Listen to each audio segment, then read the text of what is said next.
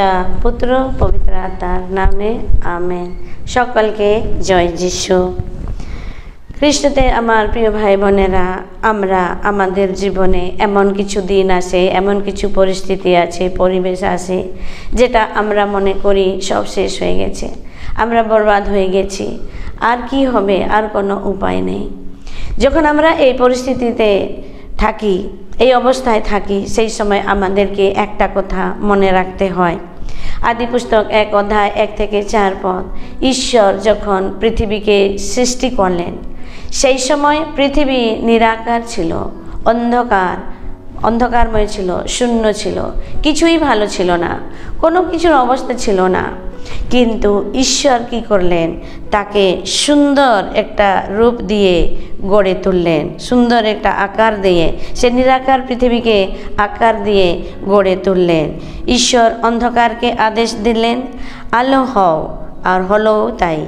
অন্ধকার থেকে আলোকে পৃথক করে দিলেন। এই বাণী দিয়ে প্রভু বুঝিয়ে দিতে চান আমাদেরকে যে আমাদের জীবন হয়তো অন্ধকার হয়ে যেতে পারে, আমরা হয়তো মনে করি আর কিছু দেখতে পাচ্ছি না, কিছু বুঝতে পারছি না, সব অন্ধকার, সব শেষ, আমরা আর কিছু উপায় নেই আমাদের, আমরা বরবাদ হয়ে গেছি।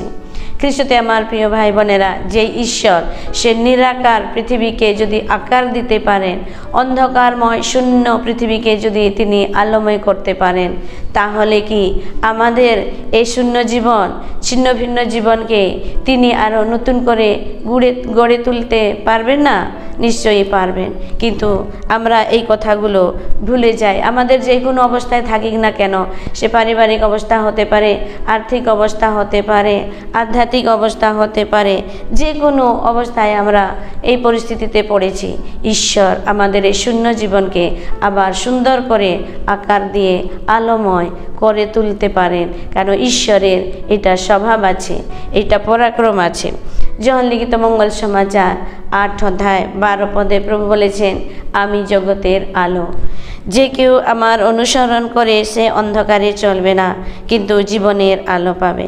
সেই নিরাকার অন্ধকারময় পৃথিবীকে সুন্দর করে আলোময় করে গড়ে তুললেন সেই ঈশ্বর কি আমাদের এই শূন্য জীবনকে আবার নতুন করে সুন্দর করে গড়ে তুলতে পারবেন না? নিশ্চয়ই পারবেন। তো খ্রিস্টতে আমার প্রিয় ভাই বোনেরা, সেই ঈশ্বর আমাদের যত বিধ্বংস জীবন, ছিন্ন ভিন্ন জীবনকে গড়ে তোলার জন্য আবার এই আগমনকালে প্রভু আসছেন। বিশ্বাস করুন, এই আগমনকালে যেন আমাদের জীবনে নতুন কিছু প্রভু করতে আসছেন। যোহন লিখিত মঙ্গল সমাচার 10 অধ্যায় 10 পদে প্রভু বলছেন, চোর আসে কেবল চুরি করতে, ধ্বংস করতে, হত্যা করতে, কিন্তু আমি এসেছি তারা যেন জীবন পায়, প্রচুর পরিমাণে জীবন পায়। তাই খ্রিস্ট যিশু আমাদেরকে জীবন দিতে এসেছেন, আমাদের ছিন্ন ভিন্ন জীবনকে নতুন করতে আসছেন, নিরাকারকে তিনি আকার দিতে আসছেন। তাই প্রভু নিজে আমাদের জীবনে আসছেন। তাই বিশ্বাস করুন, শুধু আনন্দ করাই নয়, আধ্যাত্মিক আনন্দ, স্বর্গীয় আনন্দ পাওয়ার জন্যে এই আগমনকালে আমরা প্রস্তুত করি এবং সেই আশা নিয়ে আমরা যেন জীবনে এগিয়ে যেতে পারি। মতি লিখিত মঙ্গল সমাচার 8 অধ্যায় 13 পদে তিনি বলছেন, তোমরা বাড়ি যাও, তোমরা যেমন বিশ্বাস করলে তোমাদের প্রতি সেই মতোই হোক। সেই মুহূর্তে তার দাস সুস্থ হয়ে গেল।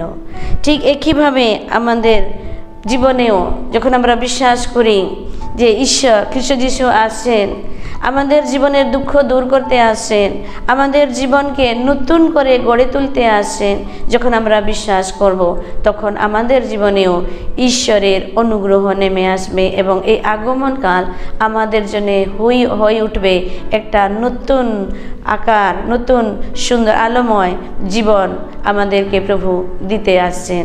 তাই আসুন খ্রিস্টতে আমার প্রিয় ভাই বোনেরা, আপনাদের সকলের জন্য প্রার্থনা করি যেন এই আগমনকাল আপনাদের জীবনে নতুন একটা আকার নিয়ে, নতুন একটা আলো নিয়ে আসুক।